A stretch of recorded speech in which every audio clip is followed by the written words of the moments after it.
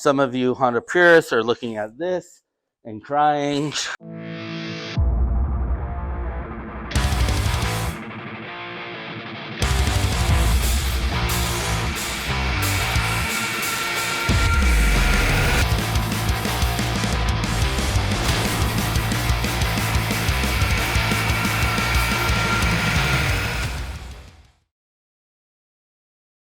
What's up, everyone? Welcome back to the Speed Shak Moto Department channel.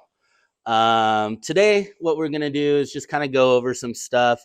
It's early 2024 right now, and just wanted to kind of fill you guys in on what our intentions are with this channel, what to look forward to this year, and all of that. For those who don't know, maybe this is the first Speed Shak thing you've checked in on or clicked on.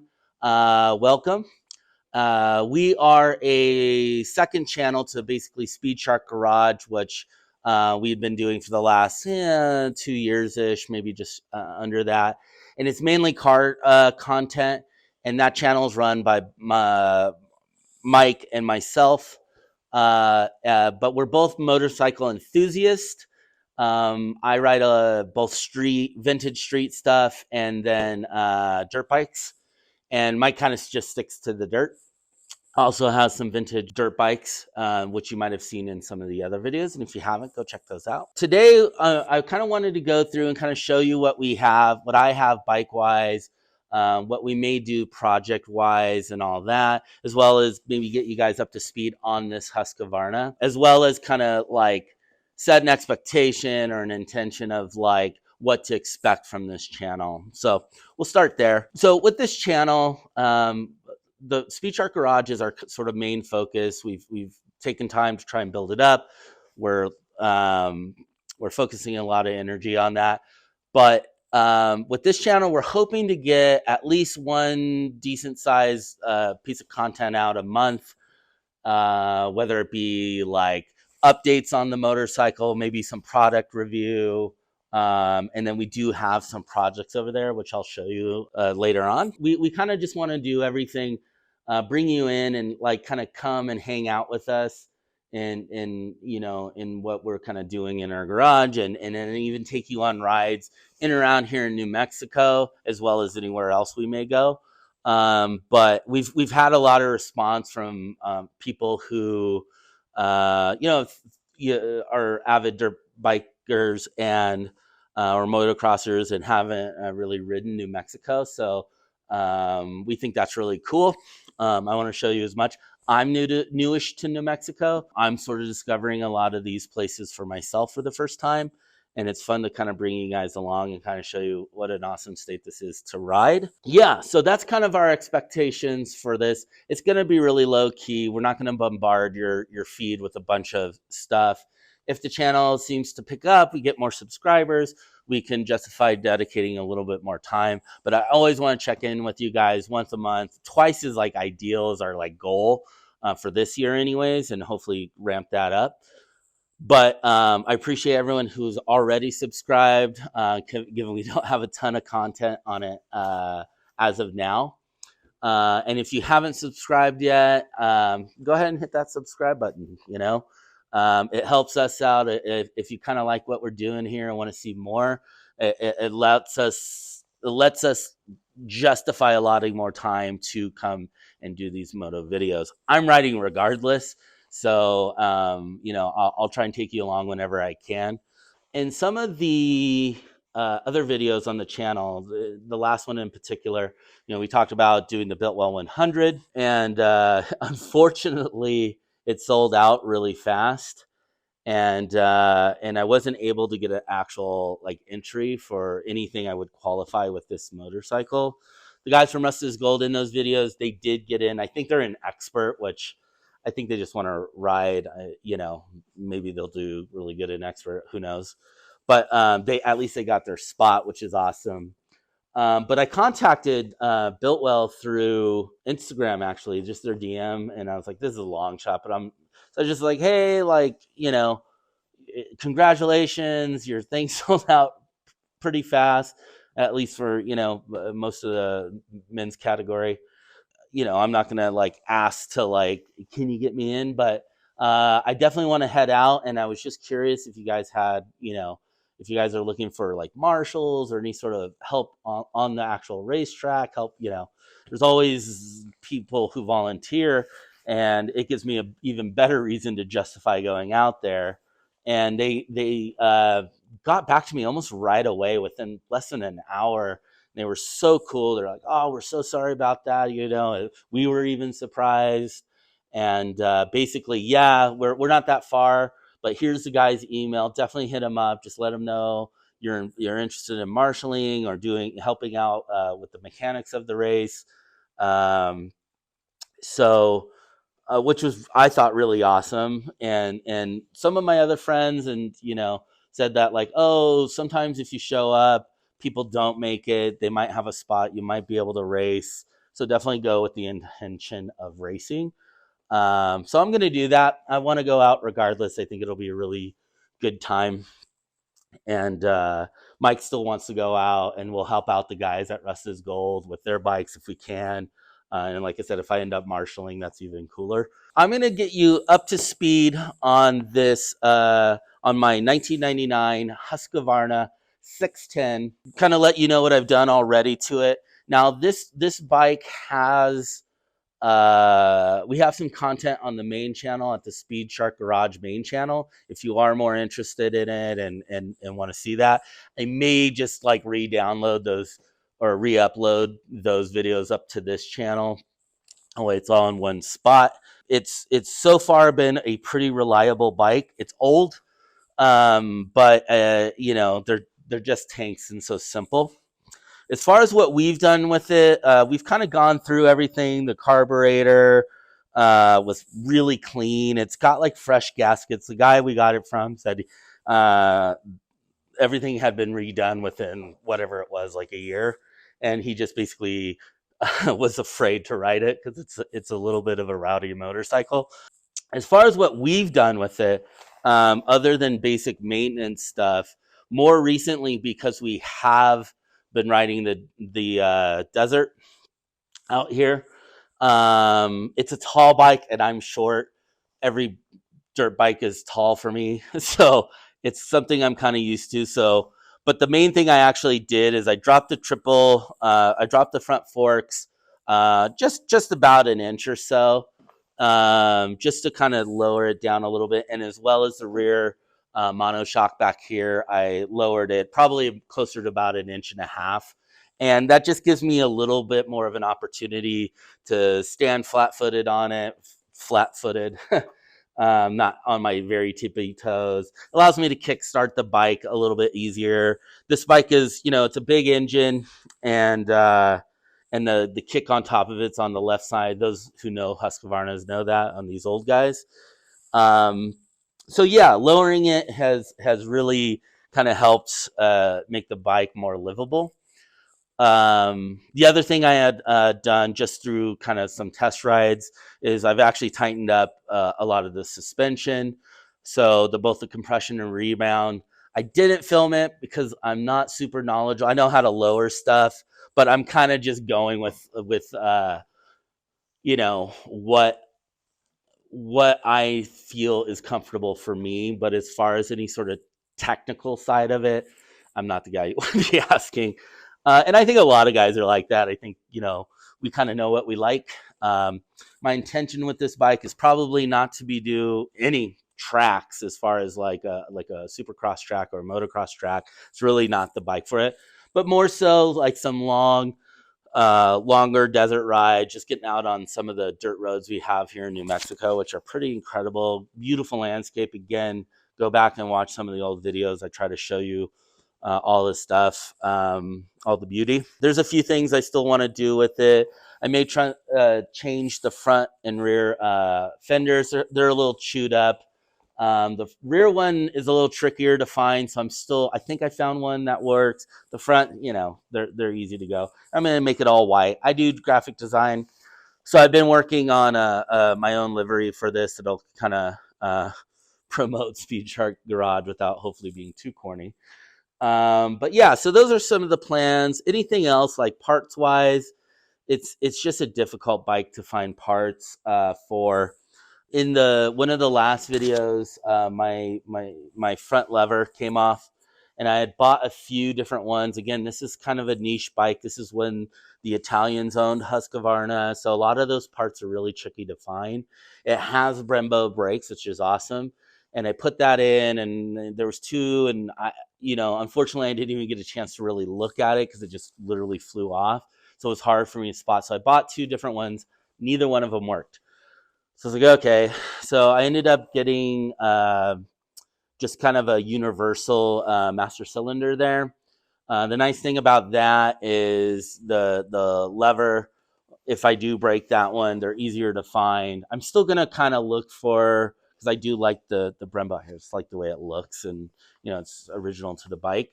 So I am gonna look for that. But for now, this works. And truthfully, I don't use that front brake very often, anyways. So far, just riding around my neighborhood, it's totally fine. I will probably get new pegs for it. The brake lever probably needs to be bent out a little bit. I looked for a rear brake lever online to maybe have like a larger pad for the toe of your foot, and I just couldn't find one that showed that it fit this bike. Some of them look like they will, but some of those minute differences. So I'm going to kind of just adjust that, but I will get some new pegs because these are bent up pretty bad. And they're big, which are nice, but they are kind of bent up. I found out that this has a 19-inch rear wheel. So I'm also kind of on the lookout for maybe an 18-inch rear wheel, which will also help lower it just a little bit. But I'm in no rush. So it's like one of those things, if I see a killer deal, I'll probably jump on it, and I'll definitely bring you guys in for it. But yeah, like power-wise, like really it's like from the factory 56 horsepower or so. So there's really not a huge need for me to, I think, make it any more fast. The only other thing I'd like to do, and I've talked to some guys in Europe that have these bikes, is it has the dual muffler, which is initially is one of my favorite things. I still love the way it sounds. Weight savings on this bike would be really nice. So if I again stumble across one that just does one single pipe with a smaller muffler, just for weight reduction more so than anything else, I'd probably jump on that. But for the most part, I feel like this is just like a fun bike to get out in the dirt. You don't have to worry about it. We didn't, spend really anything, but no real money on this. So I don't care if I drop it or anything. But yeah, that's my Husky. All right, so this is my 1981 Honda 750 dual overhead. I don't know what you'd call it. I'll say scrambler style, but truthfully, it's a mishmash of just parts I've done. I used to have it very cafe'd, and then I realized I value my wrists, and I kept, my back, and it really just, you still had the mid controls. If I went full on with that, but I found myself like, and my friends back in LA, we were doing a lot of moto camping at the time. So I put these Builtwell, scrambler bars essentially on it, and it really improved the ride of this bike. So yeah, so I kind of learned everything. Like I welded this hoop in here with I don't know if you can see it, but there's a crossbar under there. I had very mediocre welding skills, but I was able to get it, and it's been on there for probably 10 years, if not longer, and I've like lifted the bike with it, and it's fine. I put a sleeve and all that in there. Yeah, kind of just put a little old school number plate to cover up the battery and all the stuff in there. I didn't want to do a full tray. It just seemed like more work than I wanted to do. Engine wise, it's a 750 dual overhead. This particular one, I put the 900 pistons and jugs in there with the 700 head.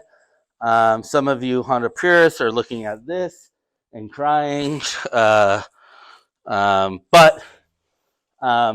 I had the airbox in there for a really long time. And when I moved here to Albuquerque, we're at, 5,000, or really this house is at around 5,600 feet. And it was just running like shit, no power. So ultimately, I put the pods on, um, not because I thought it would run better, because I don't think it does, but it wasn't running any worse. And the important thing was because with the pods, the actual carburetors are really easy to get out. Like I can do the whole thing in like 5 minutes, if that. And I have those carbs on my bench. And since I've been like changing jetting around and the mixture just to kind of get it right for this altitude, yeah, it just was a better thing. And now it runs actually pretty good. Admittedly, those are cheaper filters. I wasn't sure if I was going to keep the pods on, so I was like, didn't want to spend a lot of money. I think in the next couple months here, especially when it warms up, I think I'm going to get some unis on there, something a little more quality. I've talked to a few guys that run pods, and some of them did the K&N ones, and a buddy or an online friend had said he had ran both, and the unis, he had all the power. When you start getting speed, it still slows the air down a little bit, which is good on these. It has a 4-into-1. That is the most obnoxious muffler I've ever had. I don't love it. But it sounds super rowdy, and I love that. And truthfully, I know there's a lot of debate with loud pipes save lives and all that. I don't know if I believe it, but I do know I've revved out a few times when people were probably on their phone swerving in the lanes, and I saw them straighten up and act right real fast. So I keep it on for now. One of these days, I'm going to revamp it yet again, and who knows, maybe I'll put something a little bit more grown up on it. Kind of dorky mirrors there. I used to have the bar in ones. They kind of suck. They kept falling off. These are old grips, but I just love them. I forget what they call them. They're Italian style ones, and they're a little fatter, and my chubby hands grip them a lot nicer. The other thing I had done was this buddy of mine, Yoshi, gave me this light. My light, I believe, had just gone out. This is years ago. Those lights were really popular, I want to say, in like the 2013s and 12s and all that. That was actually a really quality higher end one. Now you can find these on like Amazon for $20, but I think this one was probably closer to 300.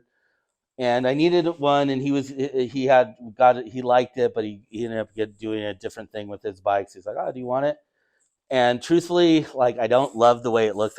It's kind of grown on me a little bit, but at the time I was riding at night a lot, commuting in LA home, and man, this light gets people's attention. I could see the roads super well. It is a projector LED kind of situation. It didn't take a lot of draw off the battery, which is really nice because I was having issues actually with the incandescent ones. So I mean, one day I might change it out, but for now, it works. I can see, most importantly at night, and as important, people can see me, which I really like. The other thing I had done, and you can kind of see it actually here. So, it's nice. Gives you that no projector light. Again, purists are going to hate this bike anyway, so I'm not too worried about it. And then when I welded in the rear hoop here, I put this little, again, at the time it was like, this was a trick thing back in the day. But I put that in. At one time I had a fender here with a big light, but it kept flopping around and doing weird stuff. So when I welded this hoop in, I decided to like drill here, cut that, and it's like almost like a rubbery kind of situation. But one of the cool things with this actually is, although it's not super, but it does have a blinker. And at night, I'm told from behind, it's dark, but you can see it. And some of the other lights I had on there, uh, you know, were like just super small bullet ones that were, yeah, you couldn't see them. It was super dangerous, and I was young and foolish. So I'll show you a couple of the other bikes. Forgive the mess in my garage. This is actually my Honda Hawk. This is the first street bike I ever bought. And yeah, I rode it around. I had actually a scooter in LA, and I found this actually on eBay for like no money. This is probably, I don't even remember. I'll say 16 years ago, and I don't even think I paid. It was maybe 700, and it ran great. It was more or less what you see here. The only difference was it had the stock bars, which were kind of big and dorky. And honestly, for me, I'm again kind of short. It wasn't that comfortable. So really, the only thing I think when I first got it, Cafe Racer had its revival, and I was going to do it. But really, this wasn't the candidate for it. Everyone was kind of doing the '70s bikes, '70s Hondas in particular, and this is just a little squared out. So I rode this for probably about a year, and then I bought that one off a buddy who just had a kid, and he just wasn't riding it. He's like, basically more or less like, make me an offer. Like, I'm probably not going to say no, especially if you're going to fix it up. So I did, and I got this. So this one lived in my garage, in the back of my garage in LA for a while, and sadly sat. And unless I was doing something on this that was like a couple day project, then I kind of take it out. I let a few friends borrow it, when their bikes were down. It's just so reliable. It does have a pretty bad oil leak that I think is coming from the gear shift. So we'll probably get to that. I actually had put a new seal in there, but it was actually for this bike, but it kind of fit. And I think I just put it in there cockeyed. It's a common problem. I've never done one. So, but yeah, so this is the Hawk. I still love this bike. I don't ride it clearly as often as I should. This is actually, for a vintage bike, is really fun in the canyons because it's only a 400. Done nothing to the engine. I adjusted the air fuel mixture just when I moved up here to give it the power it used to have, which is to say it's not much. But in the canyons, it's a light bike. It flicks really nice. It's not like a sports bike, but compared to a lot of vintage bikes, it's actually a lot easier to ride, and I think even, I won't say funner, just a different experience. Like, I can go in real hot on this one, and if it gets a little out of shape, it's a lot easier to manhandle. Where that one, not so much. Like, that one, you get it wrong, you're probably going to go down, just because of the weight and the power and all that. So yeah, so we might do a few things. I'll definitely do some like moto vlogging videos with some of these, and maybe do like I don't know, like a review, because we always see reviews for like modern bikes, but a lot of us aren't buying brand new bikes all the time, and some of us like these old bikes. And truthfully, I've ridden a handful of modern bikes. Never really owned one. The only modern stuff was back in the day. I would have more modern dirt bikes, but so yeah. So this is the Honda Hawk. It's a no thrills parallel, twin engine, 2 carburetors. Everything more or less is stock on this. I did replace this seat cover because the other one kind of tore here and whatever. But everything else is kind of how I got it. And because I didn't ride it a ton in LA, just a year, it didn't get knocked over and different things that really mess up bikes. So you just have like normal patina stuff. But yeah, so this is that. So we'll probably do a couple things on that. That brings us to this Yamaha. So what that is a Yamaha RD 400. And for those who don't know, it's a 1977. The RD, this is actually a 2-stroke street bike. And yeah, these were like hugely popular. They have a cult following.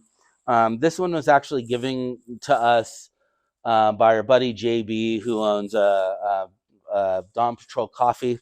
So if you're ever in Albuquerque, again, great coffee scene here, and that's one of the greats. But it was kind of in his garage. I think he was clearing some stuff out, and he's like, "Hey, do you just like want this thing? It's a garage or a barn find. I haven't really done much to it. You can see the carburetors are off. Yeah, I mean, it's pretty complete though, and it's not in terrible shape. I actually love the patina. There's a few dents in that tank, but I love, and I've always wanted, when I sort of like found out Yamaha made these bikes, I always just thought it was super cool coming from a dirt bike background and where most of my motorcycles were two strokes. The idea of like a two stroke street bike is just fascinating to me. And this bike in particular has a lot of pretty trick things for the time, one of which is the rear disc brake. It does have a kick and a push button start, which is kind of cool. The front disc brake, I think there's only a single sided caliper, but still. But this bike's going to need a lot of love to get roadworthy. So I think I've been looking for, like, it has the carburetors. He gave me like kind of a box of parts down there. You can kind of see it. Maybe you can't, doesn't matter. But there's a carburetors with it. So I'm gonna buy some new reeds for it. The manifolds look to be okay. So I'm gonna clean up the carbs, make sure the reeds and all that is good. Put some fogger in it, maybe a new spark plug, and just see if I can kick it over and get it to at least turn on and run. It doesn't have, so it has the expansion chamber. If you can see that down there, but it doesn't have the actual mufflers attached. Uh, I've looked it up online. It's not impossible to find, but not. They can be a little expensive. So I just want to make sure everything kind of is, that the clutch is okay. It does kick over. It's not seized or anything. In fact, I sprayed a little, quick start and give it a kick, and it actually popped off, for like 1 second. So I'm pretty sure there's compression. The wiring seems to be unmolested, which is awesome. But even after, if we do get it to run, the bike itself is going to need, new seals in the front. Obviously, I'll probably rebuild all the calipers and just get it as safe and as running well as I can. I'm going to try and rehab all the clusters. More or less, I'll probably keep this as stock as it is right now. I definitely have seen these at Cafe Style, and they're awesome. But I think right now, keeping it kind of just as a rad little, like, maybe take it up to the canyon, see how it does, or just rip it around. And then who knows? And then the one under the blanket was my partner, her bike, and it's basically you can see it. This is a very similar actually to this bike, but this is a 1982 CB or CM 450. This is not the Honda-matic. They made one, and it's kind of the great granddaddy of the Rebel. And yeah, I have like the tank up there. I was like messing with paint. I don't know if you can see that. Unfortunately, this one it fell over in an intersection. Ever since then, it had kind of a bad oil leak. And I bought a kit to change the gaskets out. And when I went to disassemble the top end, basically, when I was loosening up the head bolts, I did it in a pattern. I took it really slow. I put, because it was cold at the time, but I put like a radiator heater next to the engine I did all this stuff and they still broke and it sucked. And it's been sitting here ever since. The front wheel on the Honda is actually off of this, and because that came with spoked wheels, but the rear wheel on that, I may or may not have jumped that bike before, and I've broken some spokes on the rear wheel. So I found a Comstar rear end, and then I pulled the front wheel off of that, which is a little smaller. I had to get a new spacer, but it works pretty good. So this one will probably be maybe a 25 project, if at all. But my thought process was I was going to pull the engine, pull out all the rest of the heads. You can buy new head studs. I just at the time wasn't even riding it, and I had all these other bikes, so I didn't spend the time to do it. But my goal, and it's hard to tell right now, but again, it has a very early rebel 80s rebel kind of stance, so more of that cruiser stance. But that engine is actually really fun. It's still light, kind of like this one. It just, because it's a 450, has a little bit more torque and a little bit more top end speed, and is actually a very fun motorcycle to ride. I'm not really into cruisers personally, or bobbers. I see them and I think they look neat. I'm not a hater on them. I just never have had the desire to own one. And if I were, it wouldn't be this bike. So what I think I'm going to do is actually straighten out, put in, this thing's on there, but straighten out the backbone a little bit more like this one, and maybe even make that one like a dedicated track bike. Again, you Honda purists that might be looking at this, like, how dare you cut up a vintage Honda? But the truth is, with that one, it's a salvage title. When my partner bought it, it was salvaged. She got a great deal on it. Decided she kind of wasn't as interested in riding street, so it kind of just sat there. And like I said, I pulled some parts off it. Actually, the front caliper on the Hawk is from that one, because it's a dual piston front brake caliper, which gives it a little bite. That always had a really nice brake feel for a vintage bike, so I put that on there and it worked. This actually has a great bite now too. So that bike will take some work. When I'm done with the Yamaha, I'll probably pull that engine, get it back to running shape at least, and then maybe Mike will help me sort of fab up like a backbone on that to straighten it out so it doesn't have such a cruiser stance, which would be more better, I guess, for the track.